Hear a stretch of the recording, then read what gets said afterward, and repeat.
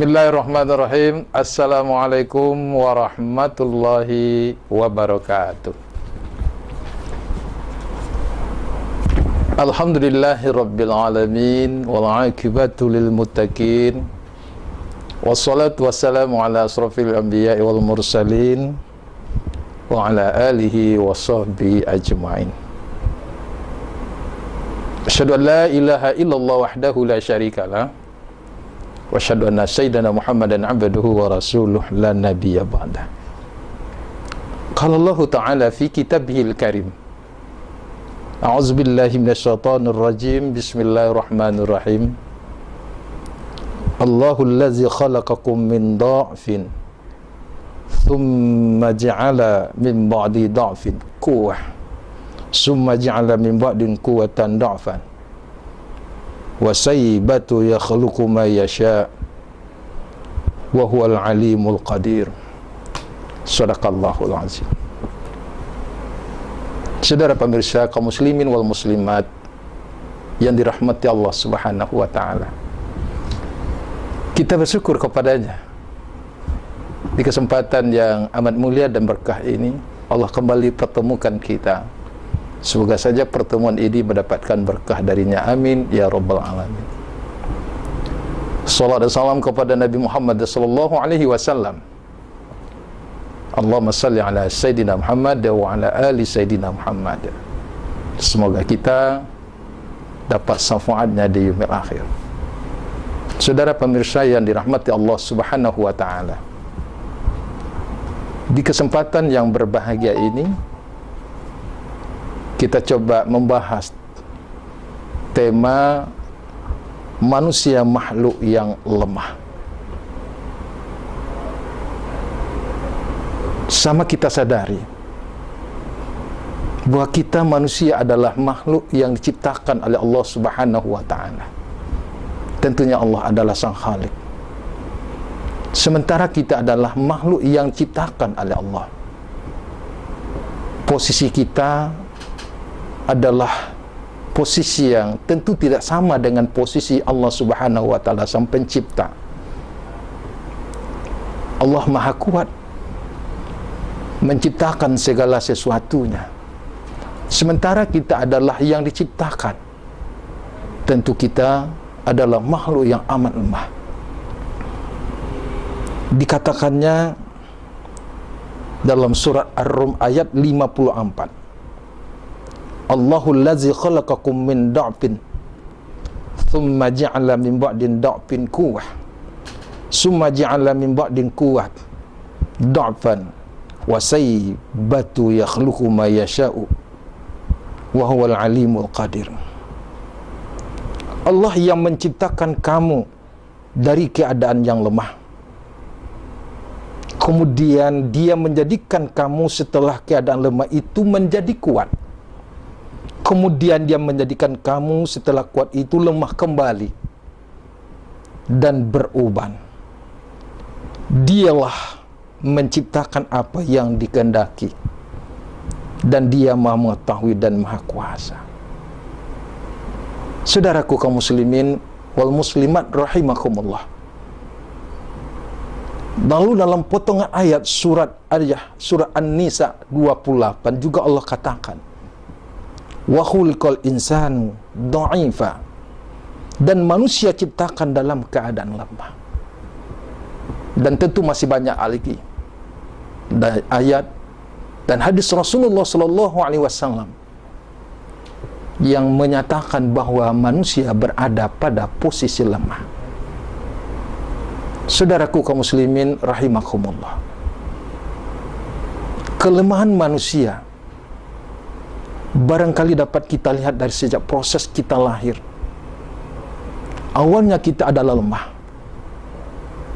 lalu kita menjadi kuat, lalu kita menjadi lemah sampai kita berpulang yang disebut dengan wafat. Tentu juga atas kuasa Allah Subhanahu wa taala. Sayyidina Ali pernah mengatakan kepada kita sebagai sebuah bukti manusia itu adalah lemah. Apa kata beliau kepada kita? kasihan sekali melihat manusia itu. Ia tidak mengetahui kapan ajalnya tiba. Tubuhnya adalah tempat penyakit. Segala perbuatannya selalu dicatat. Kutu kecil pun bisa menyakitinya. Ia bisa mati hanya dengan tersedak dan banyak, dan baunya busuk hanya keringat. Saudara, cukup menjadi suatu pegangan bagi kita, baik berdasarkan ayat-ayat Allah Subhanahu wa taala, termasuklah apa yang dikatakan oleh Sayyidina Ali ini, dan juga mungkin kita merasakan dalam hidup dan kehidupan ini, bahwa kita adalah manusia yang amat lemah. Lalu pertanyaannya, wajarkah kita sombong? Kalaupun pada hari ini kita punya kelebihan, boleh jadi mungkin pangkat, boleh jadi mungkin harta, boleh jadi mungkin fisik kita yang kuat, yang mampu mengangkat beban yang amat berat sekali. Apakah kita harus sombong dengan yang seperti itu? Tentu tidak. Apatah lagi dewasa ini atau sedang kita alami ini, Bapak dan Saudara. Kita sedang mengalami apa yang disebut dengan masa pandemi COVID-19. Makhluk kecil yang diciptakan oleh Allah Subhanahu wa taala nyaris membuat kita tidak berdaya. Manusia merasa punya kekuatan, punya kelebihan, lalu mencoba dan mencoba mencari alternatif untuk bisa mengatasi persoalan ini. Ternyata sampai hari ini belum bisa kita menemukan secara pasti apa obat yang mujarab, yang lebih pas untuk mengatasi persoalan ini. Bahkan masih dalam kajian untuk menemukan vaksin oleh pakar sedunia ini. Ternyata kemampuan pikiran yang hari ini dimiliki oleh manusia untuk melawan apa yang disebut dengan COVID-19 ini belum juga ditemukan. Ya, akibatnya apa, Bapak dan Saudara? Tidak lain yang seperti kita ketahui hari ini. Sudah berapa banyak manusia yang terpapar akibat oleh COVID-19 ini.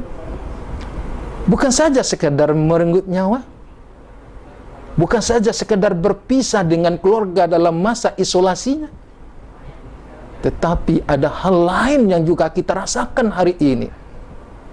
Sendi-sendi sosial, sendi-sendi ekonomi yang tentu terganggu. Sendi pendidikan juga terganggu. Kita bekerja, suka atau tidak suka, bekerja dari rumah, berkomunikasi dari rumah, dan lain sebagainya, Bapak dan Saudara. Itu memang sudah dilakukan oleh manusia, tetapi belum bisa menunjukkan eksistensi kita sebagai makhluk yang disebut dengan kuat untuk mengatasi apa yang disebut dengan corona yang sedang pandemi pada dewasa ini. Tentunya kita merasa sedih, merasa prihatin sekali melihat, menyaksikan saudara-saudara kita yang terpapar, bahkan juga saudara kita yang terlibat langsung dalam gugus depan mengatasi pandemi corona ini. Tenaga medis kita yang juga sudah menelan korban, dan lain sebagainya yang hari ini masih kita dengar berita kasus akibat dari pandemi corona ini. Tentunya kita khawatir akan lahirnya klaster-klaster baru dari akibat manusia yang boleh jadi mungkin tidak mau mengikuti protokol kesehatan dan kebijakan yang ditetapkan oleh pemerintah, yang tentunya kebijakan ini setelah melalui kajian, penelitian dan pertimbangan dalam segala aspek kehidupan manusia. Ternyata Bapak dan Saudara, ada di antara kita yang mampu mengikutinya, tetapi betapa banyak di antara manusia yang sombong, bahkan ingin melawan kebijakan pemerintah dan berani-beraninya melakukan hal yang demikian itu. Sehingga juga kita tahu dan sangat prihatin sekali, di daerah-daerah tertentu wabah ini semakin menggila, memporak-porandakan segi-segi kehidupan umat manusia. Tentu sikap seperti ini seolah-olah manusia itu sombong, lupa bahwa dia adalah makhluk yang amat lemah di sisi Allah Subhanahu wa Ta'ala. Nah, oleh sebab itu Bapak dan Saudara, tindakan apa yang harus lakukan sebagai makhluk yang tadi dikatakan bahwa manusia ini adalah makhluk yang amat lemah? Apakah kita harus sombong? Apakah harus kita melawan? Ingat oleh kita Bapak dan Saudara, yang berhak untuk melahirkan sikap sombong itu adalah Allah. Karena Allah Subhanahu wa Ta'ala yang menciptakan. Kalau Allah Subhanahu wa Ta'ala sombong, itu satu hal kewajaran. Dan ini merupakan sifat daripada sifat Allah Subhanahu wa Ta'ala. Wajar kesombongan jika ada pada Allah Subhanahu wa Ta'ala. Tetapi satu hal yang tidak wajar, keangkuhan dan kesombongan dimiliki oleh manusia yang serba terbatas dalam hidup dan kehidupan ini. Ingat oleh kita, kesombongan itu akan menutup kebenaran. Kesombongan itu akan membuat manusia menjadi ego. Dan kesombongan itu akan bisa menghancurkan kebenaran dan melahirkan malapetaka. Dan pengalaman ini betapa banyak sudah kita lihat dan kita saksikan, atau boleh saja ada di antara kita, dikarenakan kesombongan selama ini kita lakukan dalam hidup dan kehidupan ini, di saat tertentu dari masa tertentu kita mendapatkan resiko. Apa yang mau kita kata? Kalau kita sudah dapat resiko dari sebuah kesombongan, entah sakit, entah turun jabatan, entah malapetaka lainnya, nasi sudah menjadi bubur. Tidak ada gunanya penyesalan di belakang. Nah, untuk itulah pada saudara, dalam menghadapi pandemi ini,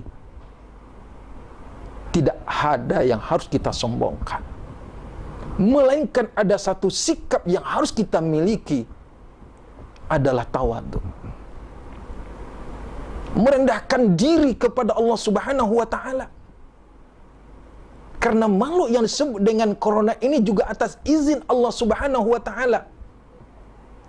Maka kita harus merendahkan diri dan menyerahkan diri kita kepada Allah Subhanahu wa Ta'ala. Tentu sebelum kita tawaduk kepada Allah Subhanahu wa Ta'ala itu ada ikhtiar dari kita, ada usaha pencegahan dari kita. Dan pada persoalan ini tidak bisa secara personal dan parsial, melainkan semua kita komponen masyarakat disiplin bersama-sama untuk maju bergerak melawan COVID-19 ini. Lalu kemudian kita merendahkan diri kita kepada Allah Subhanahu wa Ta'ala. Allah katakan kepada kita dalam surah An-Naml, amma yuhibbul mutahharat izza da'a wa yaksifus sau'i wa ja'alakum khulqan khulafa al-ardi a ilahun ma'allahi qalilan ma tazakkarun. Bukanlah dia Allah yang menjawab doa orang-orang yang berada dalam kesulitan apabila ia berdoa kepadanya, dan menghilangkan kesusahan menjadikan kamu manusia sebagai khalifah di muka bumi? Apakah ada Tuhan selain Allah? Sedikit dari kalian yang mengingat nikmat Allah Subhanahu wa taala. Ini satu peringatan dari Allah Subhanahu wa taala kepada kita. Di ketika kita sedang menghadapi masalah, lalu kita pada posisi yang amat lemah sekali, tiada lain senjata pemungkas kita adalah tawaduk kepada Allah. Lalu kita berdoa kepada Allah Subhanahu wa taala. Tentu dengan yang seperti itu, segala sifat kesombongan itu akan bisa terhindar dalam hidup dan kehidupan kita ini. Saudara pemirsa yang dirahmati Allah Subhanahu wa taala, menyadari akan kelemahan kita. Lalu apabila kita hubungkan dengan masa pandemi ini, pada posisi kita amat lemah, salah satu di antara sikap yang memang harus tergambar dan teraplikasikan dalam hidup dan kehidupan kita, itu tadi yang kita sebut dengan tawaduk. Sikap tawaduk ini adalah sikap yang amat mulia, yang saling menghargai orang lain dan tidak sombong kepada orang lain. Bisa dan mampu kita mengendalikan diri kita, dan bahkan kita bisa membantu orang lain. Kita membantu orang lain bukan selamanya kita membantu dengan materi. Setidaknya kita membantu dengan mengendalikan diri kita, disiplin umpamanya dalam mengikuti protokol kesehatan itu. Lalu Bapak dan Saudara, karena sikap tawaduk ini sangat penting oleh kita, sesungguhnya bukan saja pada masa pandemi ini, tapi justru juga pada masa hidup dan kehidupan ini, sesungguhnya tawaduk itu perlu ada dalam diri kita. Rasulullah sallallahu alaihi wasallam dalam hadis yang diriwayatkan oleh Muslim mengatakan kepada kita, tidaklah seorang tawaduk yang ditujukan semata-mata karena Allah Subhanahu wa taala, melainkan Allah Azza wa Jalla akan mengangkat derajatnya. Saudara, betapa tidak indahnya di masa pandemi ini kita memiliki sikap tawaduk kepada Allah Subhanahu wa taala. Janji berdasarkan hadis Rasulullah sallallahu alaihi wasallam ini akan diberikan kepada kita jalan kemudahan, dan bahkan akan diangkat derajat kita oleh Allah Subhanahu wa taala. Setidaknya di sini punya makna apa? Dihindarkan oleh Allah dari kita musibah yang sangat menakutkan ini. Dan kita punya harapan apa lagi setelah itu? Diangkat oleh Allah Subhanahu wa taala. Terhindar kita dari musibah ini, lalu diangkat oleh Allah Subhanahu wa taala berkat daripada tawaduk kita kepadanya, menyadari kita ini adalah lemah. Ini merupakan pembuktian kita diangkat derajat oleh Allah Subhanahu wa taala. Lalu bagaimana caranya pada saudara? Agar sikap tawaduk ini ada pada diri setiap individu kaum muslimin dan muslimat, bahkan semua umat manusia ini, ada dua kata kuncinya. Yang pertama adalah bersikap kita selalu ikhlas terhadap apapun yang terjadi, karena kita yakin semua yang terjadi ini atas izin Allah Subhanahu wa taala. Tepatnya pada kasus corona ini, sesungguhnya kita tidak inginkan itu terjadi, tetapi ini atas izin Allah Subhanahu wa taala terjadi. Nah, lalu kita ikhlas dalam artian menyerahkan diri kita kepada Allah Subhanahu wa taala. Keikhlasan kita menerima ini, lalu kita ikhtiar untuk mengatasinya.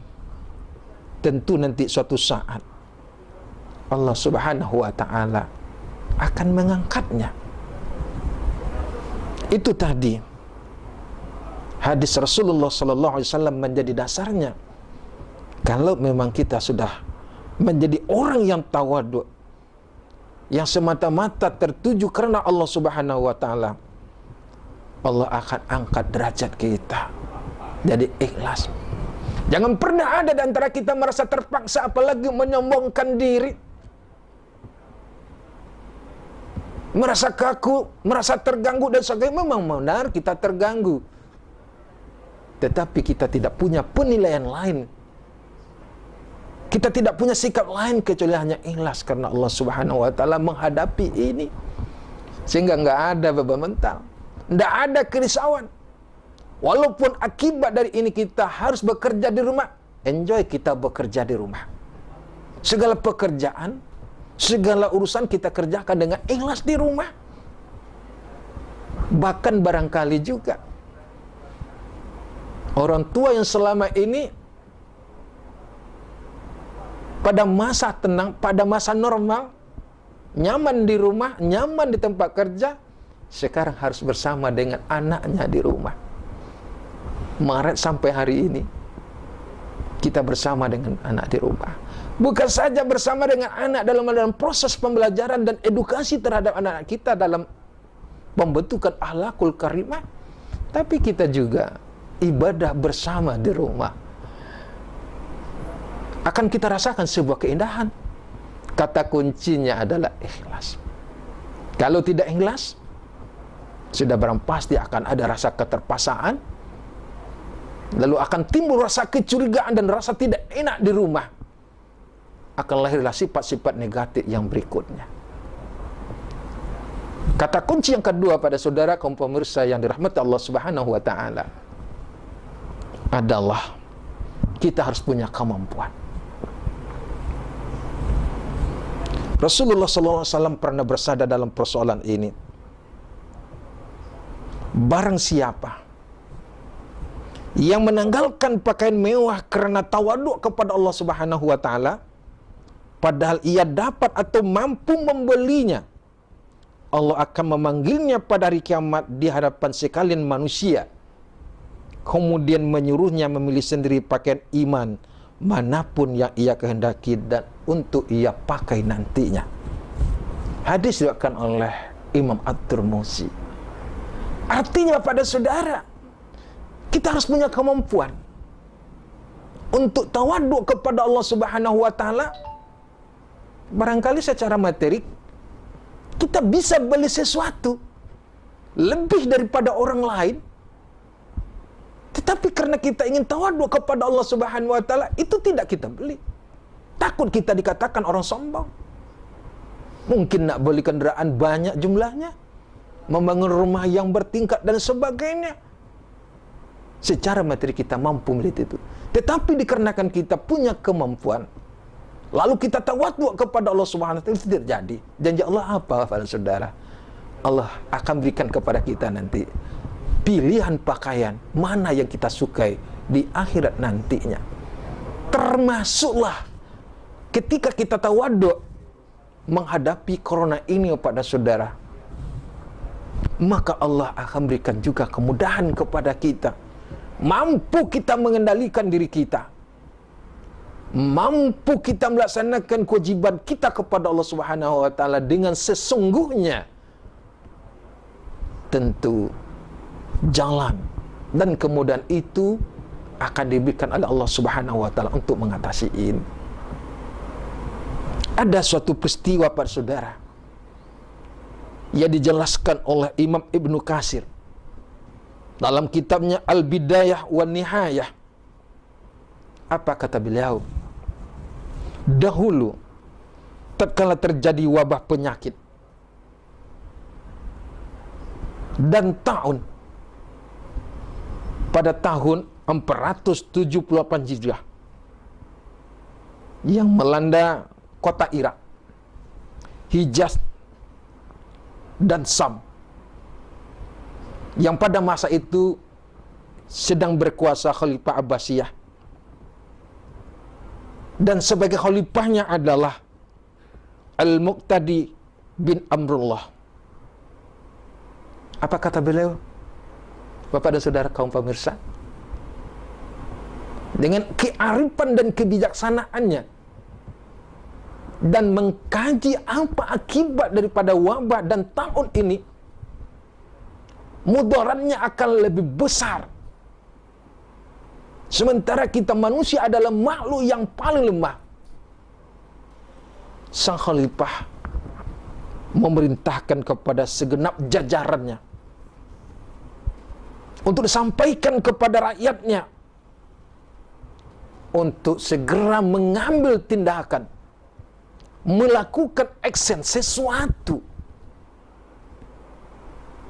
yang dipandang oleh beliau akan dapat memutus mata rantai wabah yang dimaksud dalam pendekatan kepada Allah Subhanahu wa taala di ketika itu.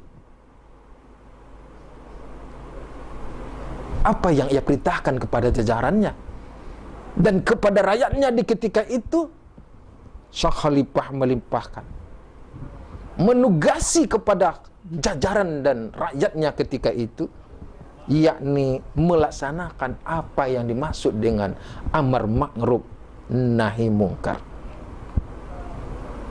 Itu yang pertama. Laksanakan amar ma'ruf nahi mungkar. Melaksanakan perbuatan yang diperintahkan oleh Allah Subhanahu wa taala dan cegah kemungkaran. Lalu kemudian pada saudara, segera memecahkan segala alat-alat yang dapat melalaikan manusia dari jalan Allah Subhanahu wa taala. Ini dua oleh khalifah di ketika itu. Laksanakan amar ma'ruf nahi mungkar. Yang kedua, pecahkan semua alat-alat, apapun bentuk alat dan jenisnya, termasuk permainan, di ketika itu melalaikan manusia ingat kepada Allah Subhanahu wa taala. Ternyata jurus ini sangat ampuh sekali Bapak dan Saudara pemirsa.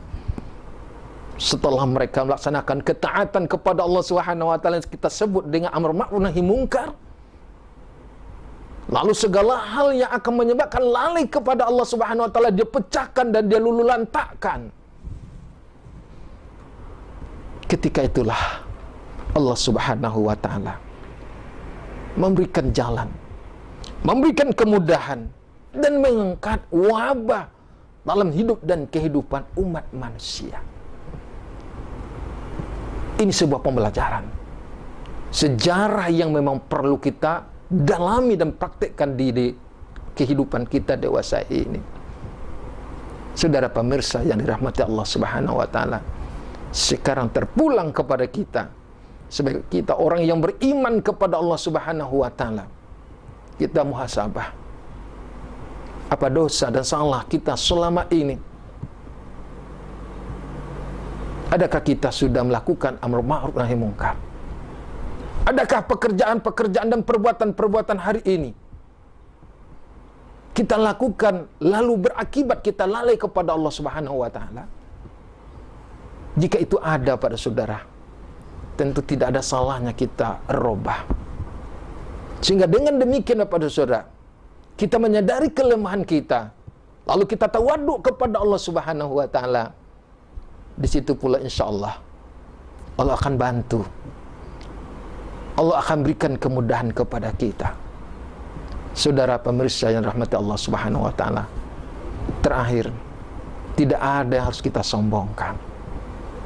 Tidak ada yang harus kita banggakan.